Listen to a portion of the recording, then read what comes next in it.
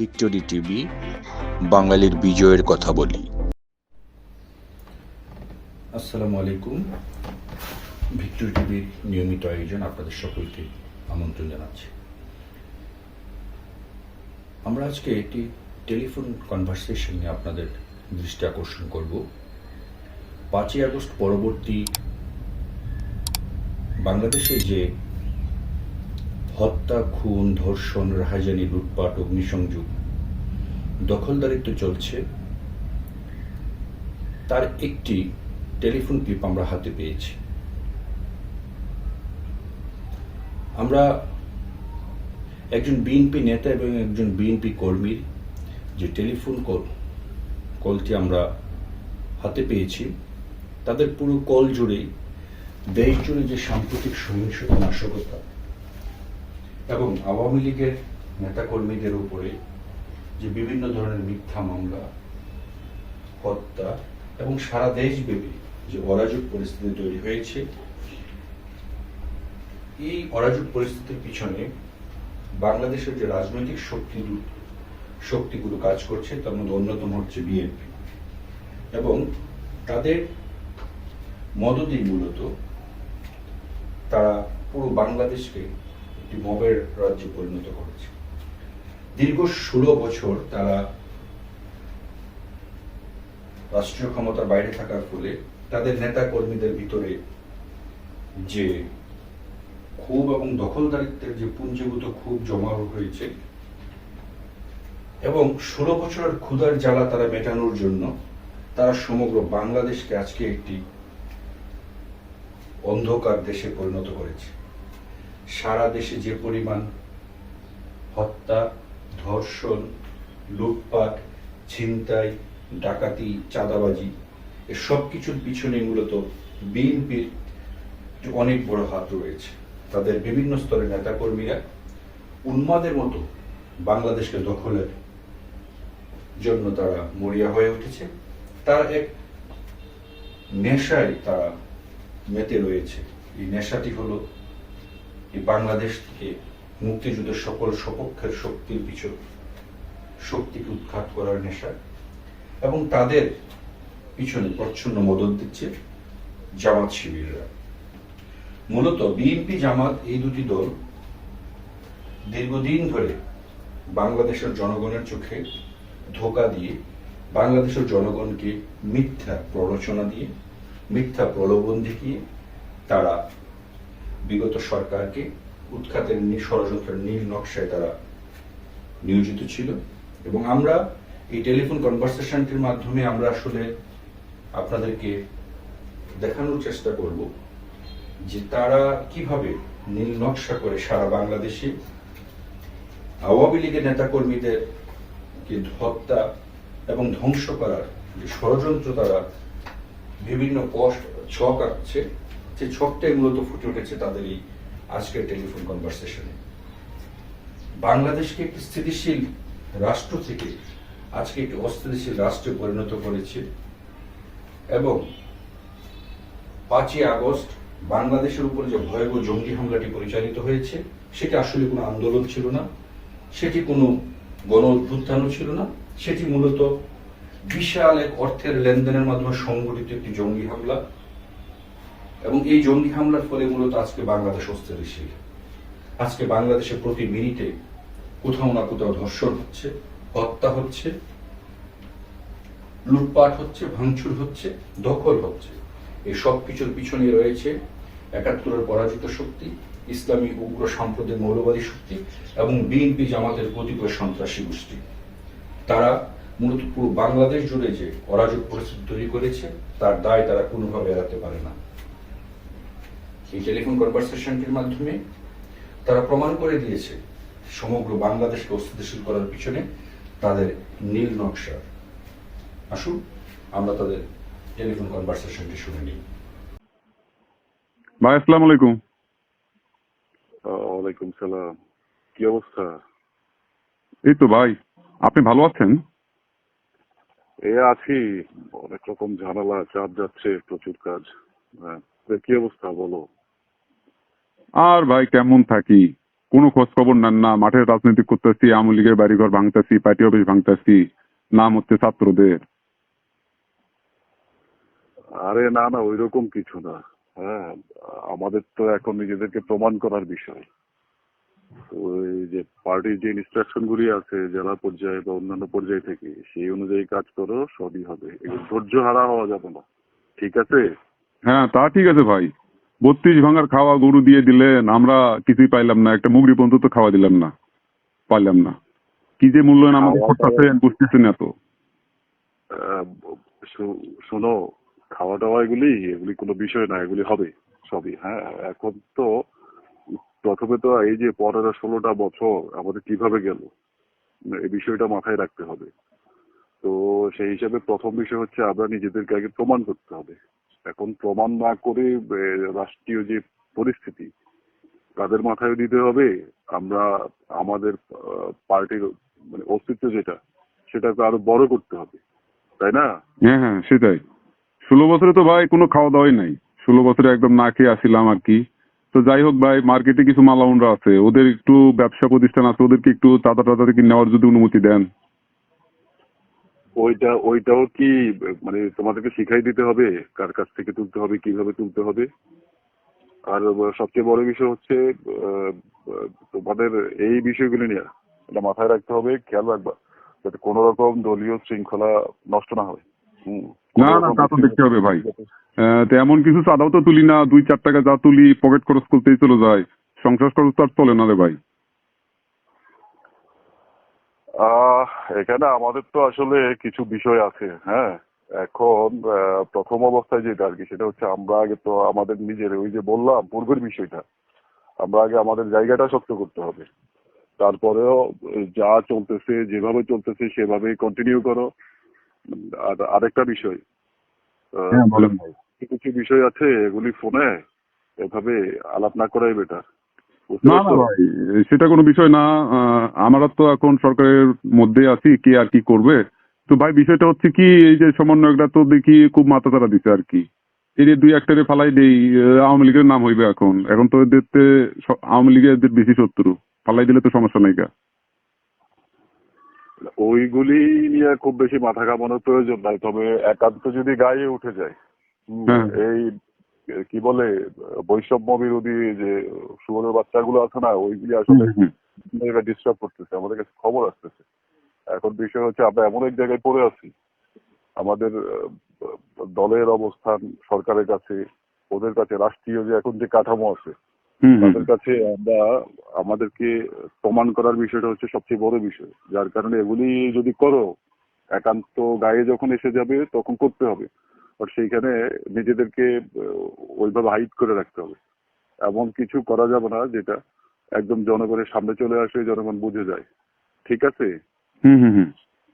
না এখন ফালাই দিলে আওয়ামী লীগের নাম হবে সেটা বিষয় না, কিন্তু ওরা বেশি মাথা ছাড়া দিলে কিন্তু আমাদের দলের জন্য বিপদ হয়ে দাঁড়াবে। ওরা তো জামাতের সাথে শিবিরের সাথে নিয়োগ করতেছে, এটাও তো আমাদের মাথায় রাখতে হবে। অবশ্যই রাখতে হবে। ওরা ইতিমধ্যেই আমাদের কিন্তু আমাদের দলের জন্য মাথা ব্যথার কারণ হয়ে গেছে। আর ওরা তো টোটালি জামাতি প্রেসক্রিপশনে চলে। হুম, জামাতের কাছে প্রচুর পয়সা আছে, ওদেরকে পয়সা দিতে পারতেছে। ইভেন তারা সরকারকেও কিন্তু প্রচুর পরিমাণে হেল্প করতেছে। সেটাই ওই সেটাই। জায়গাটা আমাদের একটু গ্যাস থেকে গেছে। আর আইডিওলজিক্যালি ওদের সাথে আমাদের অনেক কিছুই মেলে না। হ্যাঁ হুম, সেটা তো অবশ্যই। কিন্তু একটা যার বিষয় কারণে ভাই, ওরা সেটা হচ্ছে কি, যে ফখরুল সাহেব যে প্রধান উপদেষ্টার সাথে বৈঠক করে কি সব নির্বাচনের মূলা প্রধান উপদেষ্টা উনাকে ঝুলাই দিল, আর উনি ওই বিষয়টি নিয়ে দলের মধ্যে সবাই লাফালাফি করতেছে, নির্বাচন দিবে কি নির্বাচন, সেটা তো আমার মনে হয় না। এটা যে কতদিন থাকে সেটাও তো একটা বিষয় আছে। এইভাবে তো চললে পারে দেশটা তো একবারে আর কি আর হবে আমি বুঝতে পারতেছি না। তবে যেভাবে না, চলতেছে তো লোক, আমরা একটু টুকটাক চাঁদাটা তুলতেছি, এভাবে আর কি চলি। সেই জন্য বললাম ওগুলি সবকিছু নিয়ে বলা যাবে না, সবকিছু করা যাবে না। ওইগুলি তোমরা তোমাদের মাথায় আসবে না, এগুলি বুঝিয়ে বলবো। হ্যাঁ, জামাতের যে বিষয়টা সেটা হচ্ছে ওরা খুব শক্ত অবস্থানে আছে।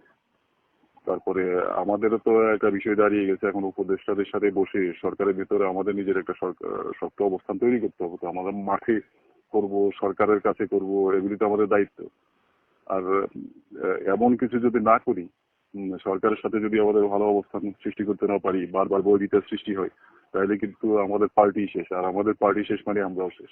ভাই আর একটা কথা, সেটা হচ্ছে কি হ্যাঁ বলো বলো বলো। ভাই, সেটা হচ্ছে কি যে আমাদের প্রতিবেশী দেশ ভারত তো দেখি আমেরিকা ট্রাম্প একদম সিগন্যাল দিয়ে দিচ্ছে যে বাংলাদেশ বিষয়টা তুমি দেখো। তো আমাদের তো সমর্থনে তো ভাই ভারত সরি পাকিস্তান আর হচ্ছে চীন ছাড়া তো আমাদের কোনো দলীয় সমর্থন নাই।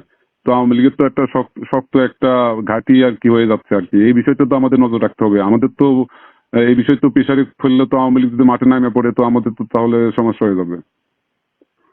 না, ওইসব নিয়ে তোমরা তোমরা যারা মাঠ পর্যায়ে অ্যাক্টিভলি কাজ করতেছো ওইসব বিষয়গুলি তোমরা মাথায় রাখা প্রয়োজন না, ঠিক আছে? তোমরা জাস্ট তোমাদের উপর মাঠ পর্যায়ে যে দায়িত্বগুলি দেওয়া আছে, যে দায়িত্বগুলি নির্দেশনাগুলি দেওয়া আছে সেই অনুযায়ী কাজগুলি করো। সেটা আমরা আমাদের সেন্ট্রাল থেকে আমাদের লবি যারা আছে তারা করতেছে, তারা তাদের মতো করে চেষ্টা করতেছে। এখন বিষয় হচ্ছে ট্রাম্প তো পূর্বে থেকে ভারতের যে প্রধানমন্ত্রী তার সাথে ভালো সম্পর্ক। তো সেই ক্ষেত্রে গিয়ে ভারতের অবস্থান আর আমাদের অবস্থান কিন্তু এক না। ভারতের প্রধানমন্ত্রী আর আমাদের প্রধান উপদেষ্টা কিন্তু এক বিষয় না। ভারতের প্রধানমন্ত্রীর অবস্থান অ্যাজ এ প্রাইম মিনিস্টার পুরো পৃথিবীতে শীর্ষে অবস্থান করে। তো আমাদের প্রধানমন্ত্রী বা প্রধান উপদেষ্টার অবস্থান কিন্তু সেটা না, ক্ষেত্র বিশেষে না। তাই সব জায়গায় আমরা কিন্তু তাদের উপরে ভর করেই চলতে হয়, তাদের পরিচয়েই চলতে হয়। এটা হচ্ছে বাস্তবতা। আমরা দলীয় ক্ষেত্রে অনেক কথা বলি, ভারত বিরোধিতা করি। এই যে আমাদের নেতা রিজভি ভাই শাড়ি পুড়িয়ে দিল, এই করলো সেই করলো, হ্যাঁ, বিষয়গুলো হচ্ছে এগুলি আমাদের লোকাল যে রাজনীতি, লোকাল যে সেন্টিমেন্ট, ওই সেন্টিমেন্টটাতে হিট করার জন্য এবং ওদের সমর্থনটা নেওয়ার জন্য। কিন্তু আলটিমেটলি আমাদেরকে ভারতের উপর নির্ভর করেই চলতে হবে। ভারতের বাইরে চলার কোন রকম সুযোগ বা শক্তি আমাদের নেই। সেটা অর্থনৈতিক বলো, সামাজিক বলো, বৈশ্বিক রাজনৈতিক যাই বলো না কেন, সেই জায়গায় কিন্তু আমাদের জায়গাটা অত শক্ত না। আর পাকিস্তানের কথা যেটা বলতেছে, পাকিস্তান আমাদের কিছুই না। পাকিস্তানের সাথে আসলে আমাদের একটা সময় ছিল রিলেশন, বাট পাকিস্তান এখন পুরো জামাতের কোলে ঢলে পড়ছে এবং করছে জামাতকে। কারণ জামাত কিন্তু বাংলাদেশের রাজনীতি করলো, ওরা রাজনীতিটা করে কিন্তু পাকিস্তানের জন্য। এটা তোমাদের মাথায় রাখতে হবে। দিন শেষে আমরা কিন্তু পাকিস্তানের জন্য রাজনীতি করি না, আমরা ভারতের জন্য রাজনীতি করি না। আমরা ভারতের উপর নির্ভর করি, ভারতের সাথে আমাদের যে সম্পর্ক সেটা থাকবে। বাট আমরা এটাও মনে রাখতে হবে যে আমরা পাকিস্তানের জন্য রাজনীতি করি না, ওদের সাথে আমাদের সম্পর্ক থাকবে। কিন্তু জামাত কিন্তু সম্পূর্ণরূপে পাকিস্তানের জন্য রাজনীতি করে, এই বিষয়টা মাথায় রাখবো, ঠিক আছে? হ্যাঁ, বুঝতে পারছি। আর একটা বিষয় ভাই, সেটা হচ্ছে কি, যেহেতু ট্রাম্প মোদির দায়িত্ব দিয়ে দিল, এখন যদি মাইনরিটি বিষয়টা নিয়ে, আমরা তো সংখ্যালঘুদের নির্যাতন বিষয় সত্যি যেটা বাংলাদেশে হয়েছে এটা কিন্তু আমরা জানি, কিন্তু এটা হয়েছে, এটা তো অস্বীকার করা যাবে না। এটা নিয়ে যদি বাংলাদেশে যদি একটা কিছু সৃষ্টি করে আবার আওয়ামী লীগ যদি মাঠে নামে পড়ে, তো আমাদের অবস্থা কিন্তু করুণ হয়ে যাবে ভাই।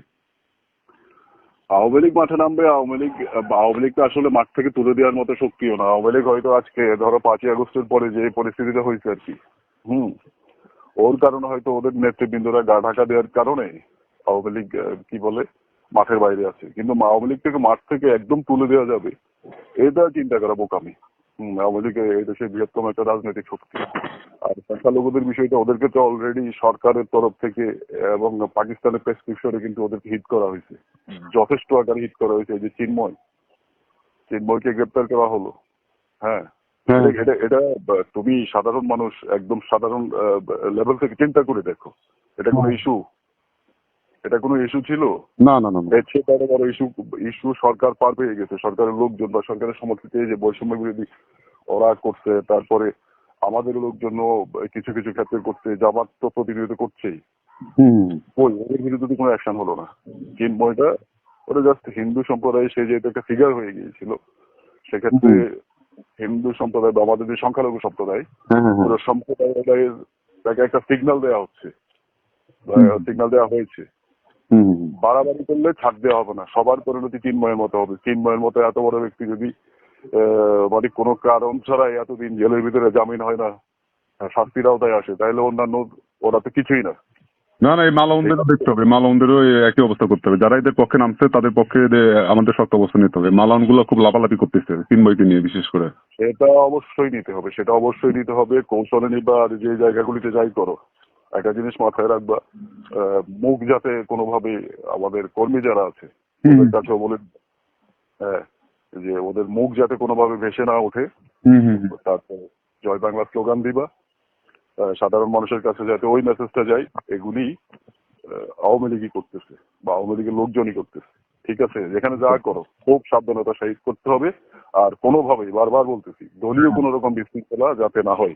না, আমাদের ওই ভিতরে বিষয়টা আমরা নজরে রাখতেছি ভাই, ওই বিষয়ে আপনাকে চিন্তা করতে হবে না। দলীয় বিষয়টা আমাদের আসলে হাতের ভিতরে আছে, এটা আমরা সবাই সংগঠিত হয়ে আছি। আর একটা বিষয় ভাই, সেটা আর কি শেয়ার করি আপনাকে, সেটা হচ্ছে ভাই সেনাবাহিনী যেভাবে আপনার আওয়ামী লীগের ঠ্যাঙাচ্ছে, ভবিষ্যতে তো সেনাবাহিনী আপনার শান্তিরক্ষী মিশনে যাইতে আর কি স্যাংশন খেয়ে পড়বে, তাহলে তো এটা তো বিষয় তো আসলে তখন তো আওয়ামী লীগ আবার মাঠে নামে পড়বে। যদি সেনাবাহিনী যদি আমাদের মাঠে না থাকে, তখন তো একটা আওয়ামী লীগের জন্য আর কি একটা ভালো একটা পয়েন্ট চলে আসবে আর কি। এই বিষয়টা কিন্তু একটা ভাবনার বিষয় আছে আর কি। বুঝতে পারছি তোমার বিষয়টা। আসলে সাধারণ লেভেল থেকে আমাদের এই বিষয়গুলি মাথায় আসে, সাধারণ সব মানুষেরই আসে। বাট এইসব বিষয়গুলি আমরা ফোনে আলাপ না করি। তুমি যখন সাক্ষাৎ হবে, হ্যাঁ, সাক্ষাতে আমরা এই কথাগুলি বলবো, বুঝতে সাক্ষাতে এই বিষয়গুলি আলোচনা করব। আর অন্যান্য বিষয়গুলি বারবারই বলছি, অন্যান্য বিষয়গুলি আমাদের কোনো কিছুই মাথায় রাখার প্রয়োজন নেই। আমাদেরকে জাস্ট আমাদেরকে প্রমাণ করতে হবে সামনে ওরা নির্বাচনের কথা ভাবতেছে, যে কোনো সময় ওরা নির্বাচন দিয়ে দিতে পারে। যার কারণে আমাদেরকে একদম রুট লেভেল পর্যন্ত, ওয়ার্ড পর্যন্ত আমাদেরকে রাজনৈতিক যে আমাদের যে সাংগঠনিক যে দৃঢ়তা বা সাংগঠনিক যে শক্তি, সেটা কিন্তু আরো সুসংগঠিত, আরো সংঘবদ্ধভাবে, আরো সুচারুরূপে করতে হবে। অতএব এমন সবকিছুই হচ্ছে 5ই আগস্টের পরে। ধরো বাংলাদেশটা এখন যে পরিস্থিতিতে আছে দেশটা, এই জায়গায় তুমি কি চিন্তা করতেছো? আমরা কতটুকু পারছি? এই জায়গায় যদি আওয়ামী লীগ থাকতো, পাকিস্তান পর্যন্ত ওদের দখলে চলে আসতো। রাইট রাইট রাইট, একদম রাইট বলছেন। এখন আমাদের ভিতরে আসলে ওই রাজনৈতিক দৃঢ়তার কিছু সমস্যা আছে, যেটা আমরা বিভিন্ন একদম কেন্দ্র থেকে ওয়ার্ড পর্যন্ত বিভিন্ন জায়গায় এই সমস্যাগুলি ফেস করতেছি। বারবারই এই কারণে বলতেছি, তোমাদের জেলা, তোমাদের বিভাগের নেতৃবৃন্দের কাছে এসব ইনস্ট্রাকশন গুলি কেন্দ্র থেকে দেওয়া হচ্ছে। ওইভাবে দেওয়া আছে। কোন রকম বিভেদ এগুলি যাতে না হয়, যেটাই করো। না না না, ওই বিষয়ে আমরা খেয়াল রাখি ভাই, ওই নিয়ে আপনাকে চিন্তা করতে হবে না। চিন্তা তো করতে হবে না, কিন্তু বারবারই তো হয়ে যাচ্ছে।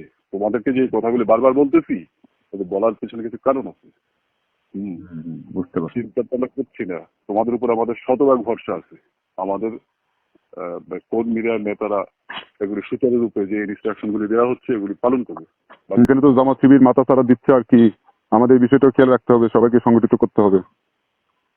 হ্যাঁ, ওইটাই তো বললাম, জামাত শিবির মাথাচাড়া দিয়ে উঠতেছে। জামাত শিবিরকে এই কারণে কোনোভাবে কোনো রকম ছাড় দেওয়া যাবে না। একদম। জামাত শিবিরকে ছাড় দিলে কিন্তু এটা কিন্তু আমাদের জন্য কাল হয়ে যাবে। ওরা ধর্মীয় রাজনীতি করে তো, সাম্প্রদায়িক রাজনীতি করে তো, ধর্মের একটা বাণী দিয়ে ওরা মানুষকে নিজেদের পক্ষে টেনে নেয়। আলটিমেটলি কিন্তু ওরা দেশেরও না, মানুষেরও না, জনগণও কারোরই না। ওরা শুধু নিজেদের। আর ওর বাইরে যদি ওদের কিছু থাকে, সেটা হচ্ছে ওরা পাকিস্তানে। Right right. এই জিনিসগুলি তোমরা মাথায় রাখবা, খুব শক্তভাবে মাথায় রাখবা। ওরা আমাদের বন্ধু না, আমাদের জোটে ছিল, জোটে আমাদের সাথে সামনে হয়তো আরো হবে। বাট সর্বশেষ একটা জিনিস মাথায় রাখবা, ওরা আমাদের বন্ধু না। একদম একদম, এটা আমাদের মাথায় আছে। এটা শক্তভাবে মাথায় গেঁথে রাখবা। আর কোনো জায়গায় ওদেরকে রাজনৈতিক ইস্যুতে কোনো রকম ছাড় দেওয়া যাবে না। বুঝতে পারছি। ঠিক আছে ঠিক আছে, আমরা অবশ্যই এই বিষয় নিয়ে খেয়াল রাখবো, আর সে সামনে এইভাবে কাজ করতে হবে ভাই।